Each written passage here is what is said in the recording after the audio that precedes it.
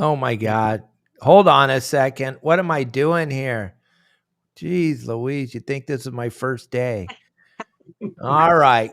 Hey. Welcome, welcome, welcome. Your Saltwater Guide, Captain Dave Hansen. We got Mr. David Bacon and Tiffany Vague in the house again every Thursday, talking rods, talking rod wrapping, talking, well, like last week, we talked safety the whole time. We're always talking about something. And today we're going to go down the trail of fishing freshwater travel rods and all the different kinds of rods that you can fish in the freshwater. So why don't you start it off, Dave, talking about that, and then Tiffany, you bring it in, talk about how you can wrap some phenomenal fly rods and spinning rods. Well, I will start it with a story or two. No way. That's so weird. I know it's totally unlike me. Yeah, I know. But I'm thinking. See, Tiffany's been fishing since I was holding her on one arm, had a rod, and she's there sitting on my arm, but turning the handle of the reel. And she wasn't much bigger than that little trout we were catching at the time, but that's when I started her. I mean, all of this you see is not Tiffany's fault. I take full responsibility for all of this. You understand? But it's a good thing. It's a good thing. Yeah, it is. Because it got Tiffany where she is, and I've enjoyed the ride all along the way. Absolutely. So I'm remembering this time. She's about a year and a half, 2 years old, maybe 2 years old. And me and her mom were on a backpacking trip. And it was a little bit of a long one. I mean, her mom had a kid carrying pack. And so Tiffany spent part of that time in that pack. I had everything imaginable we might need, including for a kid, for this backpacking trip. So as I remember, I had a 95-pound pack on my back. And off we went and I don't know how many miles this trip was. So it was like 8 or something like that. And we had Tiffany walking a fair amount of the time. And she did amazingly well until about 2/3 of the way up this mountain, when all of a sudden she stopped. And so we stopped, and then she turned around and started going back down. We're going, Tiffany, wait, stop. No, we're going this way. Nope, she's done. She's going back to the car. So there's a little bit of chasing and coercing and whatnot, but we got her up there, and we ended up catching some fish. So it ended up a good story. But there was a moment when Tiffany got a little bit Tiffany-like for a moment. And she has been on so many backpacking trips and things like that. But also, one of the really cool things that I did with the kids, Tiffany has 2 siblings, a brother and a sister, when they were young, is like I recall one year we had a 2-week vacation, and for the first week we went down to Baja, and we just did some camping and some surf fishing and some sightseeing and shopping and all of that stuff, right?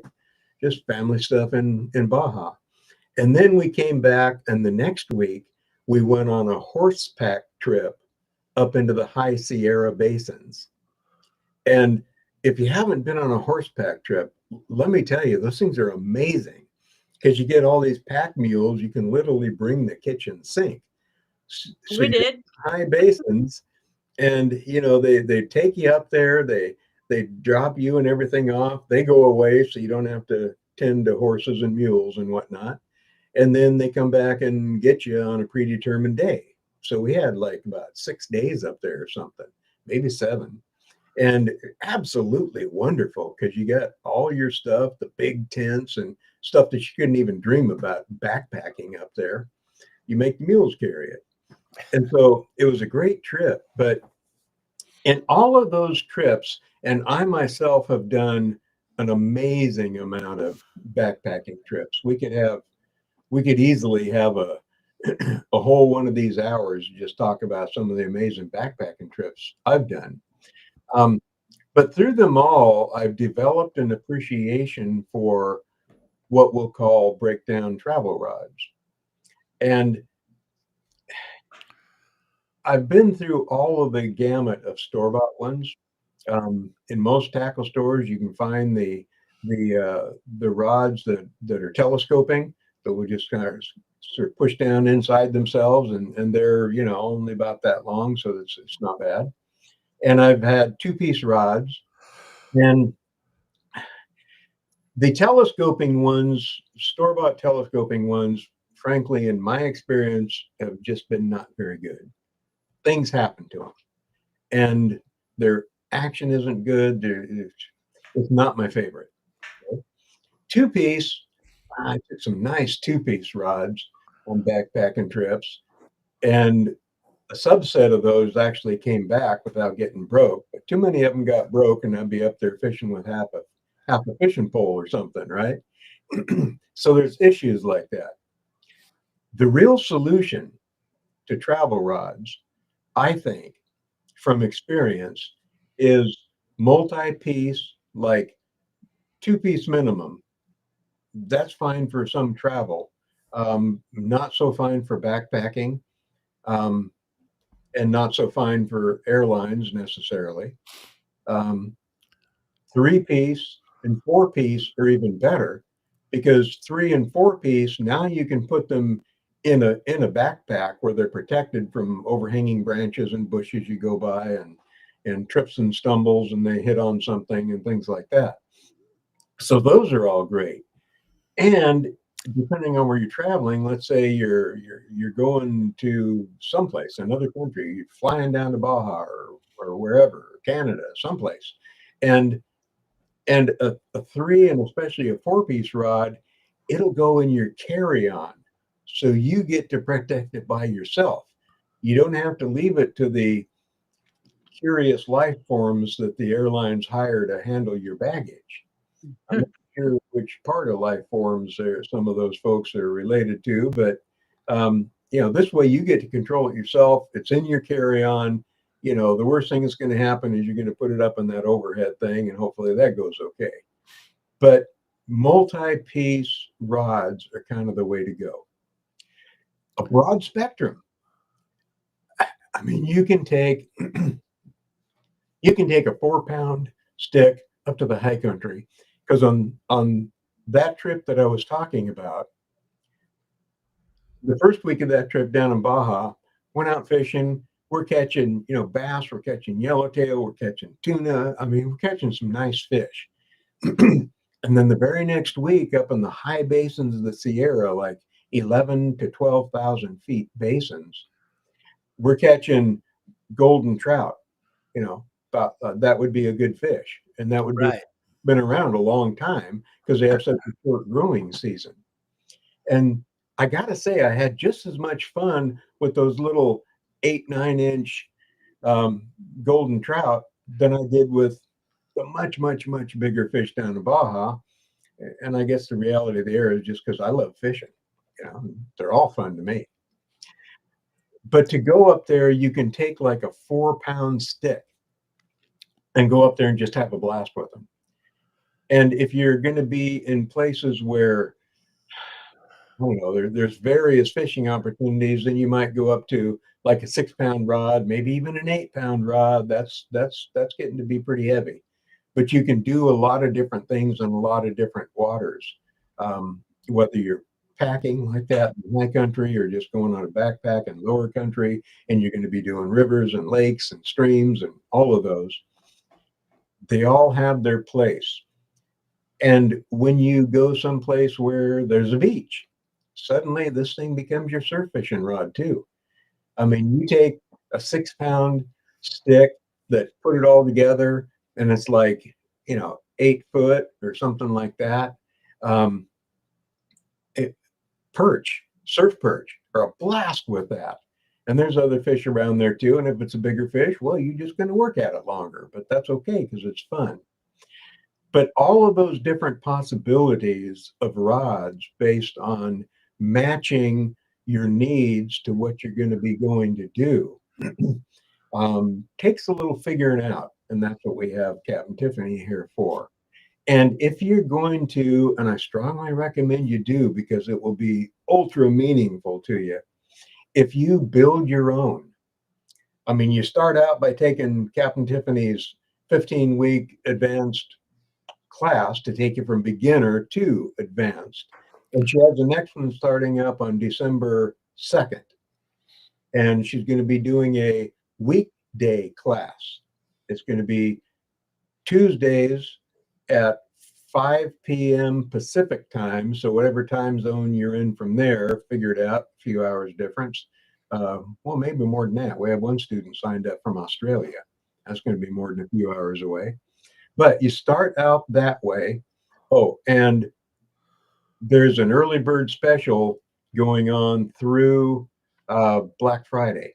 And so the class is like $130 for a 15-week session. And you get a free rain shadow blank. You only pay for the shipping. So learn how to do it. And I mention all of that because if you build your own rod that you take with you, or you build a rod for a family member or a friend or a loved one who goes and does all this sort of stuff, that rod will be so, so, so meaningful to them.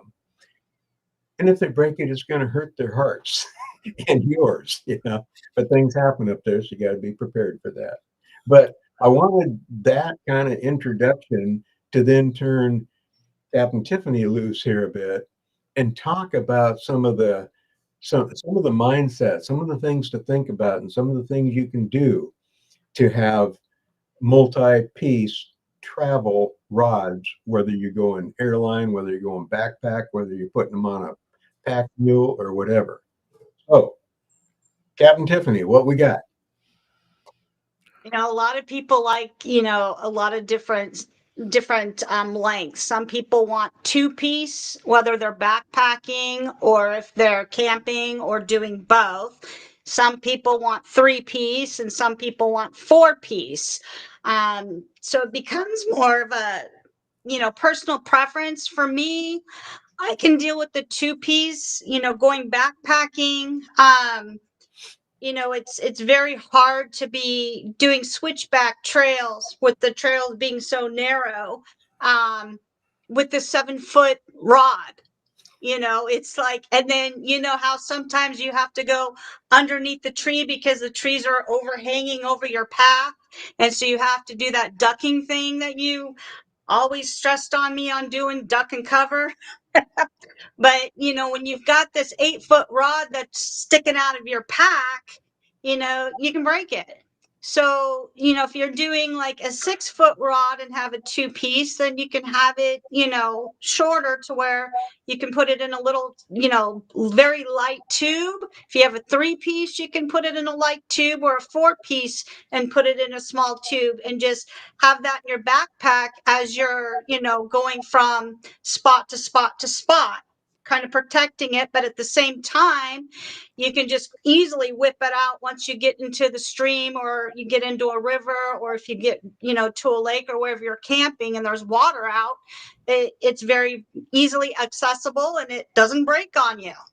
An interesting thing on different ways of doing 2-piece, 3-piece, and 4-piece is different people like to have their blanks cut differently. For instance, on a 2-piece blank, 3 being the most common cuts that people like is the 50-50 split, the 60-40 split, the 70-30 split. So those are the 3 most common types of split that people like. The 50-50 split just basically means that the rod is designed to separate into 2 equal length sections, usually near the middle of its overall length. Then you got the 70-30 split that a lot of people like on a 2-piece rod blank. And that just means that the joint is 70% of the way down the rod from the tip, So this is creating a longer, more flexible tip section, and the other 30% shorter, for that part's going to be the stronger part of the backbone section. This design results in a rod that performs like a one-piece rod by keeping the ferrule in a stiffer section of the blank, which is often preferred for sensitivity and power with a lot of anglers. A common use, this split is ideal for techniques that require sensitive tip for detecting like bites, such as a single hook fishing with a shaky head or a flick shake. Then you got the 60-40 split, and this is basically the upper section tip half makes up approximately 60% of the total length of the rod, and the lower section, which is the butt half, makes up approximately 40% of the total length of the rod. So the ferrule here is a little closer in the middle of the rod's length compared to a 70-30. The slightly lower placement means the ferrule is more engaged in the midsection bend, and the difference in action compared to a 70-30 split will be very minimal. I mean, very minimal for most anglers, but the OGs, they can feel the difference. And after you figured out what type of split you want, if you're going to do a 2-piece or a 3-piece or a 4-piece, you need to mark it. Some people like to mark it all the way around the blank so they have some sort of guidance on where to cut, while others can eye it and just put a dot and know cut straight through straight on that. Some people use a Dremel. Some people use a saw blade like a jigsaw. And after they cut the blank, then they're going to put the ferrules in it. Now, one thing that's you need to understand, making a rod blank from a single piece to a 2-piece generally reduces its sensitivity compared to a 1-piece rod. A 1-piece rod is a continuous piece of material, so vibration travels from the tip to the angler's hand without interruption. But when you have to create a joint to make 2 pieces, this creates a point of discontinuity where vibrations can slightly damper, whereas single piece doesn't have the connector, so it doesn't get dampered. Going into ferrules, this is a pretty interesting one here. Different people like to use different types of ferrules. Now, one of the two most common ferrules that people use are the spigot or the tip over butt ferrule. And there's tons of different ferrules out there, so I'm just going to go with the top 2, based on when people have me build them 2-piece, 3-piece, or 4-piece rods, the type of ferrule that they like the best. The spigot ferrule, it's kind of difficult to explain, and I hope I can say the words correctly because it always comes out wrong, so bear with me here, and I apologize. The spigot ferrule has a male part and a female part. They both do. However, so basically on the spigot, you're going to glue your male part of the ferrule inside on one side of the split blank, and the female to the other side of the blank inside. So after you've done this, you can insert the male part snugly into the female part. Okay, that came out wrong. Is this a story about the birds and the bees? This totally came out wrong. Okay. You basically are joining them together and you're marrying them. So there's 2 pieces of the spigot. The male piece that goes onto the butt side and the female piece goes into the tip side. We got it, Sunshine. We got it. Thank you, Daniel. So the spigot design basically ensures the male part emerges from the butt section and the female socket is attached to the tip section. Some people wonder why there's a gap between the 2 pieces. And you don't want to force the 2 pieces together. You want to slightly push and twist to assembly them. When assembled, there should be a small gap between the ends of the rod sections. Now, this gap in a spigot ferrule is a deliberate design feature, typically an 1/8 to a 1/2 inch, that allows for wear over time and helps the rod maintain a smooth, continuous flex like a one-piece rod does. Now, spigot ferrules are designed to allow the rod's action to flow more seamlessly through the joint compared to older ferrule type designs. The forcing the sections together into the gap disappears can ruin the precise taper, creating a flat spot or a stiff point that disrupts the rod's intended smooth bend and potentially leading to breakage. So you got to be very careful when you're, putting those two ends together. It's not a force thing. It should just very easily twist together with some resistance. Now, another type of ferrule is the tip over butt ferrule. I don't know why they keep calling everything butts, but that's what they're called. This one, you're going to slide over the blank pieces. Here, the female is on the butt section of the rod, and the male part is on the thinner tip side section. And the main advantage of the tip over butt ferrule is that it's the most common used, and it's cost effective. And it is somewhat self-adjusting for wear as the tip section slides further over the butt section versus inside of it. Some people feel the spigot ferrule maintains a continuous, consistent diameter along the rod, which allows for smoother, more continuous flex and power flow, while the tip over butt ferrule has an obvious joint where the rod diameter changes. It can cause a dead spot or a stiffer area in the action, and it's less expensive though. So ferrules are made also from many different materials. You've got aluminum ferrules, nickel, brass, stainless steel, fiberglass, carbon fiber, but the metals ones are the most common, with nickel silver being traditional. Now, the downfall, it can make a rod a tad bit heavier. Not much, but all the OGs will feel the difference in in the weight, but there's really not much of a difference. Now, the other thing is, instead of making your own 2-piece, 3-piece, or 4-piece rod, you can get blanks that are factory made with the ferrules already in play. And when they make them, they have it all in configuration to where there's no, the sensitivity doesn't get cut like when you're making it yourself. It's all in, in how they make it.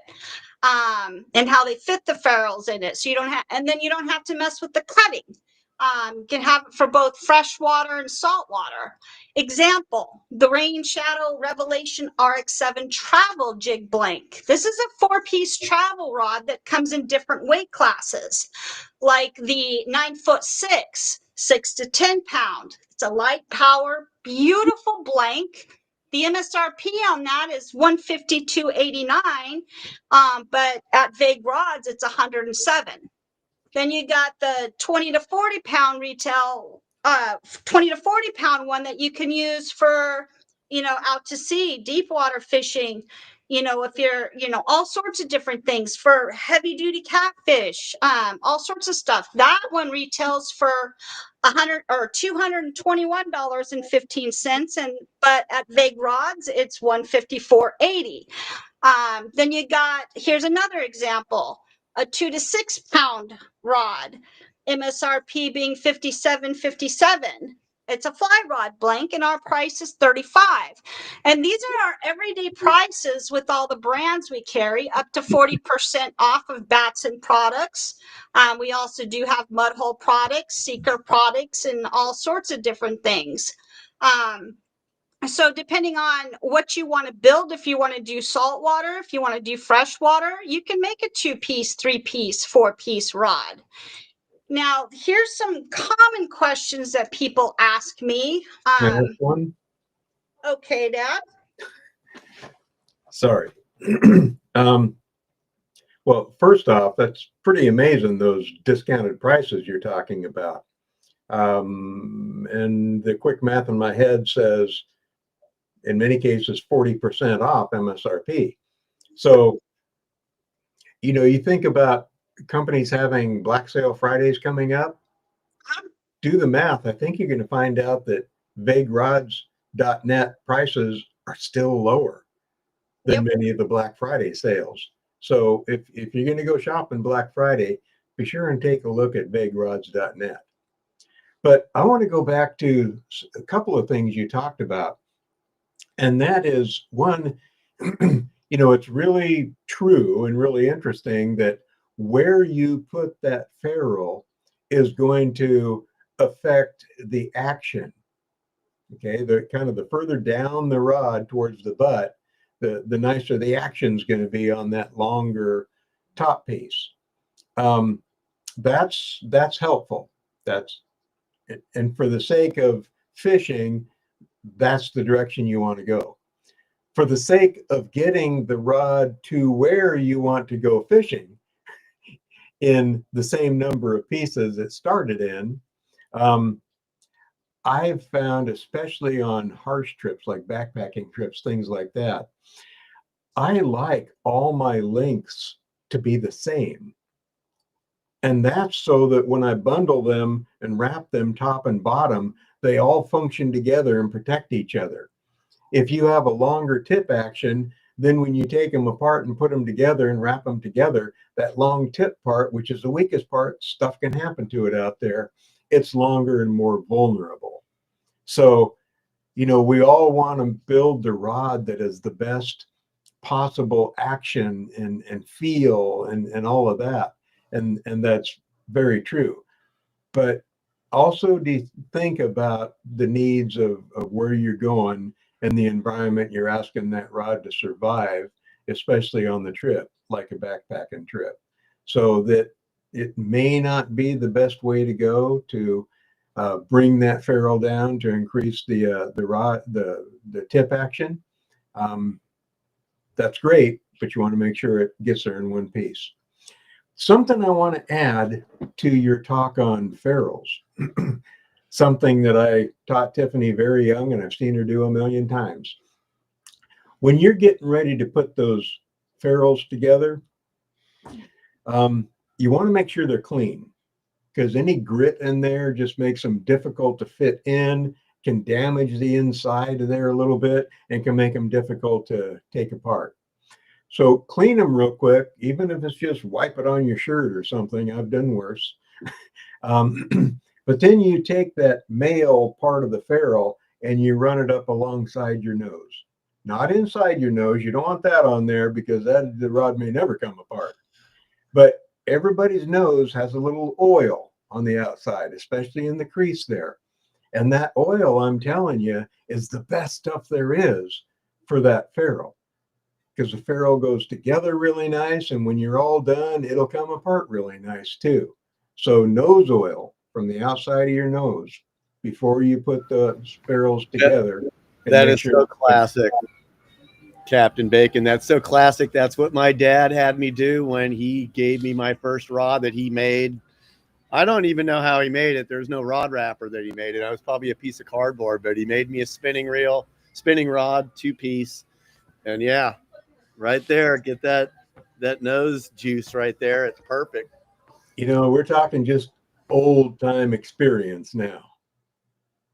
So I wasn't sure if it was a joke he was playing on me all those years or not. No, the joke would be if he had you go inside the nose. You don't want to do that. So hold on one second. So we got Daniel Rubin here from ReelQuick Fishing, and we want to talk to you. Did you go fishing yesterday with Robert Graper? We had such a good time. Yes, we did go fishing yesterday on Aloha Spirit. So you were up there in Dave and Tiffany's neck of the woods, huh? Yeah, well, it's, the landing is like 12 minutes from my house. I should fish there more often, probably. Did you get a couple lingcod? I got I hooked 5, I think, and I only got that one to the boat. And That's a monster. What'd that thing weigh? I think it was probably right about 18, 20 pounds. We didn't weigh it, but it's a nice fish, right? It's cute. Yeah, it's fun. It looks super cool. Yeah, super fun. That was we made a long run, man. It was lingcod or bust, and we drove that boat for like 4.5 hours to go fish for an hour and a half on the spot. And yeah, it was good. We got our limits and boogied out of there. The wind actually came up sooner than they said it was going to, and so we got blown out of there, and we got the limits of the lingcod and went back home. 4.5 hours back to port. You know, I was thinking about that wind. You must have gone fairly early, because I was watching the water yesterday, and in the afternoon, I mean, there were like white caps to the beach. You know, Yeah. it looked like it began to look like a wonderful day to be ashore. It's departure at 4 a.m.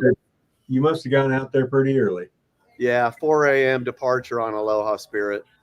Good. It takes 5 hours to get there, with a little bit of a stop in the gap, picking up some mackerel. So we got 200 pieces of mackerel in about 20 minutes.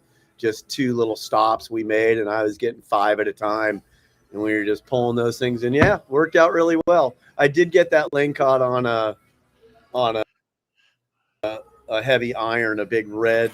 It was Joe's jigs. We know Joe. Joe's good man. Joe's jigs, a red iron, and yeah, I was using the mackerel at first, and I did get some bites, but I'm just fish farming there. Fish farmed a few of them. And yeah, then I lost my setup with the trap rig that I had set up, and just went down with that iron. And the captain, I hooked up. I'm like, oh, this is a good one. And captain's like, okay, we're limited out. Everybody reel up. I'm like, all right, we're limited out. And I had one on. They got mine in. Yeah, super fun, super good times, Dave. Well, you know what? It's definitely weird to fish a live mackerel at 300 plus feet of water. It is definitely something that takes a little bit of finesse, if you will, to understand. And it's a different thing. I'm shocked that they caught limits that fast. It must just be, and David Bacon knows the spot, it just must be dragons everywhere. It was on fire. Yeah, it was good. Super good. Pulling them over one at a time. We had a couple of people with electric reels on there just ripping them in too. Yeah. When you're talking about the western end of the Channel Island chain, I mean, that is just, there's dynamite spots there. I mean, there's a lot of spots I know of out there where there's lingcod the size of your leg. It's good out there.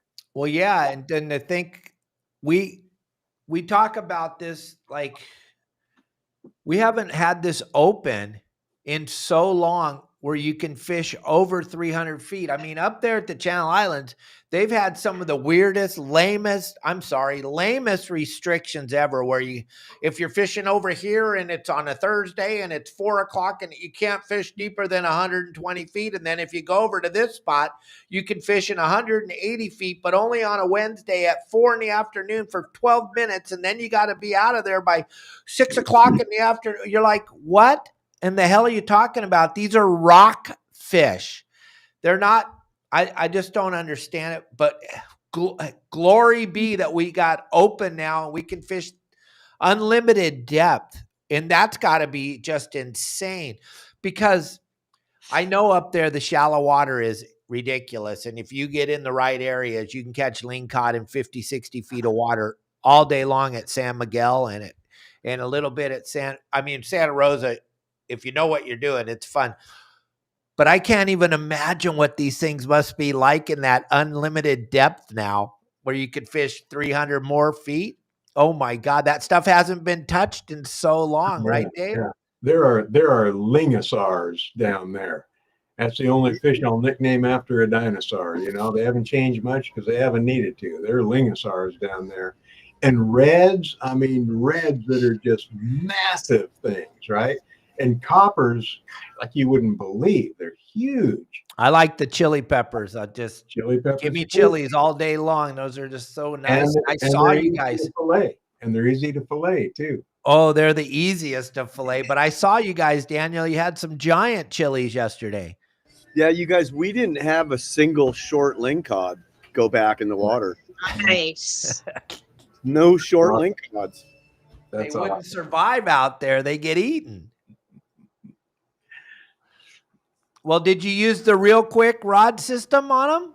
I did use the ReelQuick. You know what? I'm sitting in a coffee shop. I don't have any gear with me. That's But, okay. yeah, I used a SSR 7640, a 30 to 50 pound rod with the Talica 12 on it, and I had my McCarty 10 on my 8-foot 40 pound rod, which yeah, super fun. I got that fish on the Talica 12. How cool is that to fish this lighter rod stuff? And I mean, Dave Bacon and I, we grew up fishing that rockfish and that depth of water with a 6/0 reel with a giant power handle and a bicycle grip on the power handle, and you're grinding them up from 3 or 4 or 5 or 600 feet. You don't get really any play. You, with the ReelQuick system and that reel, your guys are fighting the fish all the way to the surface. It's pretty cool, huh? Yeah, you know what?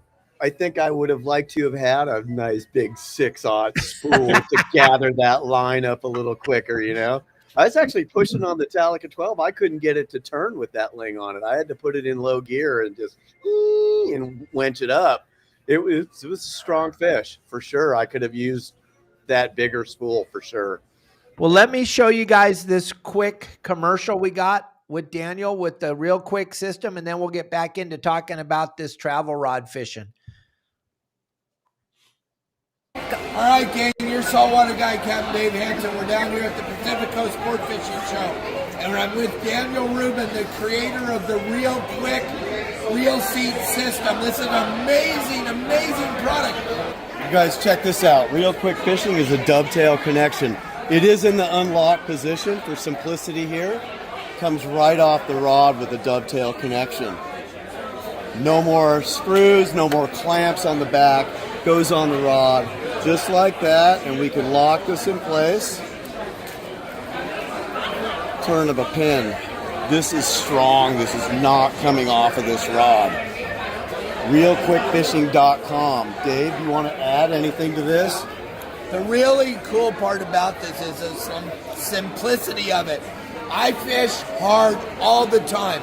I hold my rod the proper way. I know a lot of you don't. A lot of you have your hand back here. You always want to have your hand in front of the reel. That's the way that the whole design was made to do, is do it the right way. Normally, when you grab it the right way, you're dealing with the ferrule screws right here. And when you're grabbing it and undoing it, the screws keep coming undone. There's none of that happening anymore. It's a very easy system to use the right way. I was blown away when I saw this. I thought it would add a lot of weight to the rod. Actually, it takes away a lot of the weight. ReelQuick system is unbelievable, and now Batson's coming on board, and that's kind of cool, and all the other people that are coming on board. And like I said, it's just a phenomenal system. It takes away a ton of weight, and then the no ferrule screws are I'm the biggest fan of no ferrule screws, because I don't even know how many times the reels come off the rod when I'm fishing. I get so excited to catching a fish every cast, and then the next thing I know, my reel's loose, and I'm like, how did that happen? Well, it's because I hold the rod the right way. So there you go. Daniel will be on here. He'll be answering all your comments and questions that you guys have as we go forward. And you guys can leave comments on here. But Tiffany, and I know you covered this while I was talking I got a boat coming in right now to Cabo. I got to find a dock for, so I was offline for a second. But you were talking about making the travel rods, cutting them and everything by yourself. How, and Dave said this perfect, the way you play the fish nowadays compared to how it was with these clunky telescoping rods or the old travel rod, how do you make it so that it bends through the ferrule? Because that is so unique. I don't understand it. It's cool how you guys do it, but I don't understand it. And if you talked about it already, I apologize. It's okay.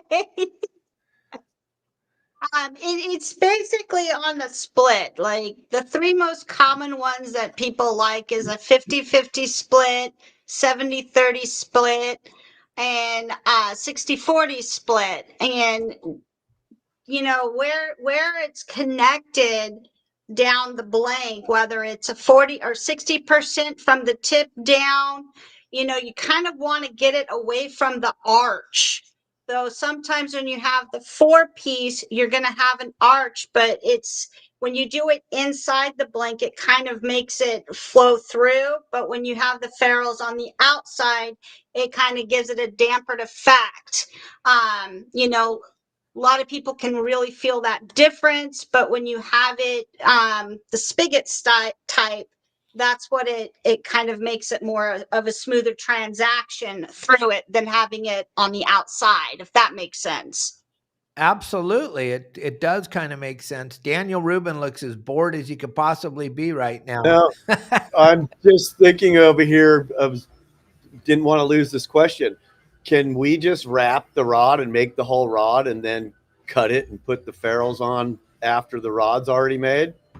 Bring me rods, you know, from a factory made rod per se, and they'll ask me, can you make this into a 2-piece? Absolutely. So we do that. Some people will bring me a rod that they've actually accidentally somehow broken half or broke somewhere down the line, and I can either mend it and make it a 1-piece, you know, by putting an inside ferrule in it, or you can make it into a 2-piece now. So absolutely you can. One of the things that I'm thinking of doing for my next road trip, which won't be for a while because I got to get cleared to go, but is taking the Revelation RX7 travel rod, the 4-piece, and this is where you can put the ReelQuick fishing reel seat on it, and making that 4-piece rod, whether I can do, because they have the 20 to 40 pound one, and I think that one will be an awesome rod to have the ReelQuick reel seat on it and play. Because you Absolutely. I mean, 20 to 40, that's like a perfect weight class, I think, or even the 15 to 30, but the 20 to 40, I think, is an absolute perfect weight class for the ReelQuick reel seats on it. So wait a minute. Dave, that wasn't a look of boredom. That's how much energy it takes for me to not forget a question that I'm. Has to look at his cup of coffee and stare at it until we're finished. Otherwise, he's going to forget what he asked. Exactly. Yeah, I learned this about Daniel.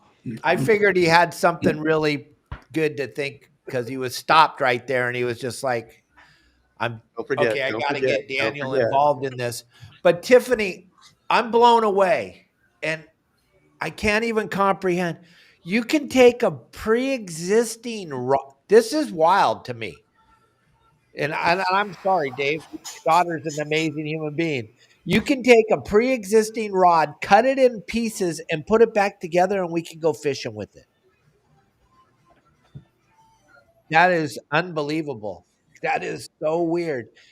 I know But the one thing you may have missed, Dave, is when every time you cut it and you put the connection point, you lose a little bit of sensitivity of that rod. No matter what you do, you'll never get it back. So if you do a 3-piece, you're losing just a little bit more. So it's out of convenience. This isn't going to be pro staff stuff, right? Unless they really got it down. But yeah, so I don't know if you heard that part when you went on. But now the modern blanks that are made from the manufacturers now, they have all that in consideration, and they have, you know, pretty much built-in ferrules of the same material. So it, you know, it kind of lessens that whole effect of taking away from the sensitivity and stuff. Yeah, you still get a lot of that sensitivity, true. So now you have you got a brand new class coming up here in the beginning of December. All your other classes are sold out. When I joined, and you'll talk about that in just a second. I join your class, and when do we get to the point where we're cutting rods in half and pieces and putting them back together again? How far along do I have to? How much do I have to know to do that? That goes into the second semester. The first semester is all about, learning the fundamentals of rod building, learning the materials that you're working with, the materials of the blanks, the materials of the components of the frames, the materials of the components, guide rings, your grips, and all that stuff that you need to know before you actually start building. Then you go into learning how to measure, like for split grips, different styles of split grips, different lengths of split grips. Then we go into learning, putting them together, and building the lower part of your rod. Then we go into 3 or 4 different designs. Then we go into guide trains. And then after you've graduated that class, then there's another class that you can take right after, where we go into, fully customizing, making a rod into 2-piece, making a rod into a 3-piece, customizing grips, and, all bunch of stuff. I mean, all this stuff to do with rod building, it is impossible. You cannot learn everything in a 15-week course. You can get good enough to where you can open up your own business and start selling rods. But to learn every single solitary thing, you're going to need a few courses, not just one. So some of these courses that people sign up for that are like a two-day in-person class. I mean, all those, the wham bam thank you ma'ams. Yeah, what are they really able to accomplish in that? They learned how to put your grips on, tie your guides on, flex coat it, but they don't go into the nitty gritty of what they're actually building. They don't go into the nitty gritty of different ways to build your guides, different types of guide trains, different materials. They're just basically throwing the guides on, throwing them your components on, and that's it. You're not learning anything about rod building, just that little piece of how to. So where you're taking students is miles beyond all of that, up to the point where they could go into business. Yeah. Oh, yeah. I have quite a few people that have gone into business after the first week, and then they take the second course because they want to learn more on different aspects of rod building. But I've got people that have also got into the class, took the first class, and they have their own rod building business, but they didn't know all this stuff that we teach them until they got into it, and they thank me for that and say that it was just unreal, some of the stuff that they learned that they didn't think was vital. Hey, real quick, Glacier Shark, he was asking, is there any more? I hope there's more live shows. This is our 887th live podcast. Wow. Okay. So you got 887 to watch, to catch up, to kind of get to this. Then on top of that, we got Captain Justin Bottrell fishing lobsters. We got Captain Al fishing lobsters. And then we got the two of them also fishing offshore. And this is all done live too. So we have right now for you, we have just over 7,000 live shows for you to watch, fishing and otherwise, which is absolutely incredible. I don't think anybody understands what we do at Your Saltwater Guide and how much we help the industry. We're out there all the time, live shows. And then also we're putting up all these different videos every single day. I don't think you might find a lot of people that work as hard, but you're never going to find anybody that works harder than Your Saltwater Guide and the team here. We are always in front of everybody. We're out there. We're putting out some of the most phenomenal content. The reason I know that is because we got videos that have 70 and 80 and 130 million views. So there's a reason why people watch us. And I like to think it's because we are sharing stuff that no one knows about. Like right now, I've just learned we can take a rod out of my rack right here and we can cut it up. And we can go fishing with. That is incredible knowledge. I didn't know that. You guys, and I don't think any of you knew either. I mean, you could pretend like you knew. Dave Burris, he's going to act like he knew. He's right here. He's going to act like he knew. But that is real, honest. That's so cool. I am super excited that we can cut Dave rods Burris up. probably invented that. But yeah, I'm just telling you guys, there's so much to watch. You'll never, ever run out of stuff to watch, and you can check it all out. And the thing about Tiffany, she's got class coming up December what? December 2nd. December 2nd. You can sign up at vegsrods.net, and you can sign up for her class, and you can learn how to wrap some rods. And then when you get done wrapping the rods, you can learn how to cut them up. How cool. I just think that's so wild. When I was first learning how to make a rod into a 2-piece, and then it was suggested for a 3-piece, I wanted to see if I could make a puzzle type rod. So and how many ferrules and what I could do with it. So I actually made one rod be 9 pieces. Oh my God. But Can you imagine, Daniel? Jeez. You know, I can tell you that much of what she's talking about, the experience and the practice, comes from her managing our family bait and tackle store for so many years. People would come in with the most busted up, dilapidated rods, and they would ask her, "Can we fix it? You know, it belonged to my grandpa and I love it." And whatever, just they came in with, you wouldn't believe what they would come in with, and asked Tiffany if she could fix it. Tiffany would look at it. There were times when she had to say no. You know, I mean, if it's got a long split along the thing, sorry, you know. But so many times she would look at this and go, "Well, here's what we can do, and here's how long it will take, and here's what you're going to lose as far as sensitivity and casting and action and all of that." And she would have this incredible discussion with them. And in many cases, it didn't matter what she said. If she could fix grandpa's rod, it was all okay, you know, that's a sentimental thing. It's beautiful, you know, good for them.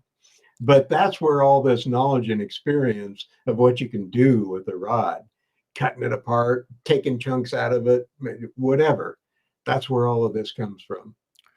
Right. It's so cool. It is so cool to have that I wouldn't even, it's just because of your father and because of the tackle shop to have that ability to put those things together. That's artistry. That is just artistry. Like Doc Ski told me, pay attention to Tiffany because she is an artist. You are an artist. Besides putting the rods together, Doc told me at ICAST, he said, you are a great addition to our family, and pay attention. And I learn stuff every time I listen to you. Tim Ogilvy wants to know, he's got some old Calcuttas, the old bamboo rods that his wife's grandfather used to use. Are they still good? Do they have a life? Do they have a shelf life? Can he bring them up to you and have you check them out? What do you think? I would love to see them. There you go. Tim, you can check them out. We are always looking for bamboo blanks. And I don't think they have a shelf life, do they, David? A shelf life. No, you know, it depends on how they've been stored. If they were laid out right under those fluorescent lights, you know, the possibilities go down. Okay. So you can, you know, if they've been stored in the sunshine, you know, if they've been stored fairly well, then your chances are pretty good. as long as there are no splits in them lengthways, it still may be okay. We usually get about 1 or 2 good bamboo blanks out of looking at 10. Just so when we buy blanks, we buy 10 or 20 at a time. We'll buy them all from somebody, and half of them are bad. So it also depends on the type of bamboo. They don't have like a specific shelf life. It's their longevity. That depends on the type of the bamboo and how they are cared for, like my dad said. If they're properly harvested, treated construction bamboo can last for decades, while high quality fishing rods can last for generations. It's just untreated bamboo can maybe only last a few years. So it just basically depends on how they were cared for, how they were harvested, all sorts of stuff like that. But yeah, so but it's as far as having an actual shelf life, they don't, if that makes sense. Hey, guys, how about we plan on an episode in Steve's museum, and we'll show you guys some bamboo blanks, show you guys a bunch of bamboo rods that are made all antique, super beautiful. And then I'm going to listen to Dave for a minute here, but Augie, it's been a long time. I was thinking about you just the other day driving home from the taqueria down here, and I was like, wow, I wonder where Augie's been. Well, you're back. I don't know. I just had to think about you, and you're on here right now, so thank you. And then go ahead, David. What were you trying to say? Or do you remember? No, that was a long time ago. I do want to tell a quick story, though, about when... No way. I need to go hide again. The art involved. Dave, yes. Captain Dave Hansen, you mentioned Tiffany's artistry. I'm remembering when she first started competing, she entered in a rod that was an incredible piece of work into a competition, and she was disqualified and couldn't win. And this rod was just so far artistically superior to anything else there. She was just blown away and like, what's wrong? What's wrong?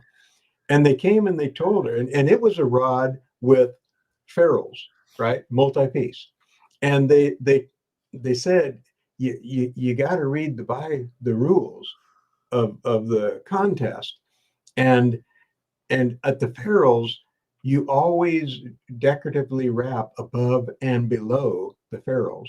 And she hadn't done that. And so she was disqualified. And they told her, Tiffany, no one here can compete with your art. You got that, but you got to follow the rules. And that reminded me how many times I've said those same words to Tiffany growing up. I hear the bus going by. Yeah. No, there's, I don't even know what to say. Tiffany's told me so many stories about you putting her in her spot when she was a young lady, just telling her that this is it. And thank God you did. Hey, gang, I just want to touch on something real quick. Dana Wharf Sport Fishing is running this open party lobster trips. Their first trip is going to be Friday night. That's tomorrow night. And they're going $150 a person, 10 max, 6-person minimum to make the boat run. You got 6 friends you want to take. It's a phenomenal night. Like Justin and I were just talking on the phone. The lobsters are crawling everywhere right now. So make sure if you have a chance, you can hit this Dana Wharf Sport Fishing, 949-496-5794. I'm sorry, Daniel, but I told Donna I'd throw it up there.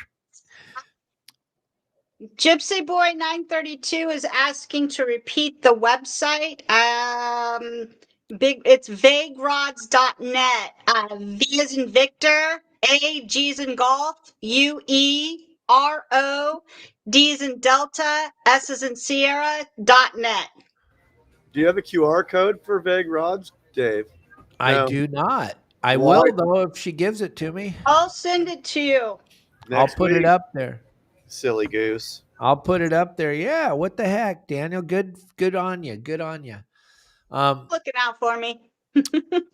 Today's show was sponsored by ReelQuick Fishing, gang. If you haven't seen Daniel and his partner's product, you got to check it out.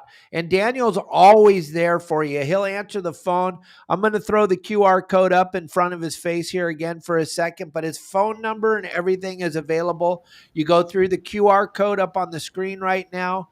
And those of you that are listening in your car driving, you go to realquickfishing.com. Real, just like a fishing reel, quickfishing.com, and you'll get all the information you need. I'm telling you, this is a revolutionary product.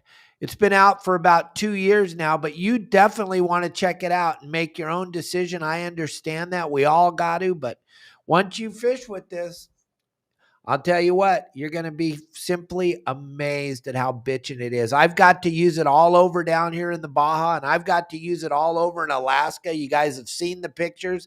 You've seen the videos of Ron and Pat and I whaling on the fish in Alaska. Thank you, Daniel, so much. I can't even imagine fishing that lingcod and that halibut with those broomsticks they use up there. These things were spectacular. Me and Ron and Pat said over and over again, we couldn't have done this trip if it wasn't for Daniel. He shipped the rods up there for us. It was so incredible. And these things, they stood up and then we shipped them back and they came back to you and they're like brand new, huh? Came back just like they left. It's perfect. Yeah. You wouldn't have known they caught 1,000 fish in 5 days. 10,000 fish, right? Super good. I'm glad I was able to do that for you guys. It just made it, you know what? Everybody, you go into Alaska, ship your stuff there. It's like, the post office, give them 10 days, and it's like $30 to ship your rods up there. If you want to insure it, add on another $30, but it's easier than carrying them to an airport and paying $135 to put them on the plane and then $135 to bring them back. And yeah, it was definitely the way to go. Oh yeah, because it doesn't even matter when you fly them up there with all of our tackle and everything. I mean, we had probably 150 pounds of lures that we fished with up there. We shipped all that stuff. It was just amazing. And all we had to do was carry our backpacks on and off the plane. That was it. And, we carried all the jigs and all the lures and everything from Promar and Okuma and who else what's that guy with the little rubber lure? What's the guy's name, Daniel? Come on. He came on the Don Hansen day. What with the little squid rubbers? Come on. What? Not the squid squirt. Hookup baits. Hookup baits. Come on, Dave. What is wrong with you? Chad. Yeah, Mr. Chad. Oh my God. All these companies sent us up all these lures to fish. I'll tell you what, it was just amazing. And then you know what we did when we left? We left the lures. We're not shipping those things back. Are you out of your mind? Use them. But there wasn't much left when we left. After 2 weeks, we had pretty much burned through the whole supply of everything. If it worked, we fished it till it was a stub. And we fished those lures till they had no paint on them. It was just amazing. Gang, I want you all to about that trip, right? Already, we got people that want to go on that trip. Yeah, we're bringing the people from Wild Alaskan Lodge on the show. They're gonna be at the Pacific Coast Sport Fishing Festival. We're gonna get that trip filled up. We're gonna let everybody know. Probably in the next couple of weeks, they'll be our guest on our show, and then we can start getting ready because it's kind of pricey, but if you start to pay till June, it's not that bad of a deal. And it's a self-guided trip, Dave, and it's pretty incredible. You self-guide yourself. You go out. If you're going to suck, then you suck. But guys like me and you, it's almost impossible in Alaska to suck. I'll tell you that. I went with some other people that I was like, there's got to be fish here. What are we doing driving 3 or 4 or 5 hours? I'm like, my God, we must have passed 10 billion fish every 20 feet. And the guy takes us all the 48-mile ride out to catch a lingcod. I'm like, When I went up there, self-guided myself, we caught lingcod 2 minutes from the dock. It was so stupid. Absolutely crazy. I'm just telling Dave and I, we look at it a little bit different. If it's a piece of seaweed, we'll probably catch a fish on it in Alaska. Read the conditions, watch your fish finder, and all the signs are there. You just need to practice and learn how to read them. Absolutely. Well, thank you, Daniel. Thank you, Tiffany. Thanks, Dave. welcome. Another great Thursday show. I'm very impressed. The amount of viewers, everybody had a good time. We'll be live with you tomorrow with my wife, Kelly Girl, again. She's joining me on Fridays for a little bit of time till I piss her off. So she's going to Awesome. join us on Fridays for a little bit. Hopefully I don't piss her off between now and tomorrow, and she'll be on the show with me. Right, babe? Don't hold your breath. There she is. She's like, don't hold your breath. But hopefully she can join us tomorrow. I'm hoping. And thank you guys for being here today with us. We really appreciate all your views. And check out vaguerods.net if you want to get the very best. And all your rod build. If you guys are already rod builders, order your product from Tiffany. It's unbelievable the amount of money you'll save. Talk about that for just a few seconds before we get off of here. Yeah, our everyday low price is up to 40% off of MSRP. So from blanks to equipment to supplies to components, grips, everything that has to do with rod building, every day's up to 40% off of MSRP. And I'm seeing that her everyday prices are lower than many Black Friday sale prices. Yeah. So always check vaguerods.net. Yep. There you go, guys. See you tomorrow. You guys Bye. have a good afternoon.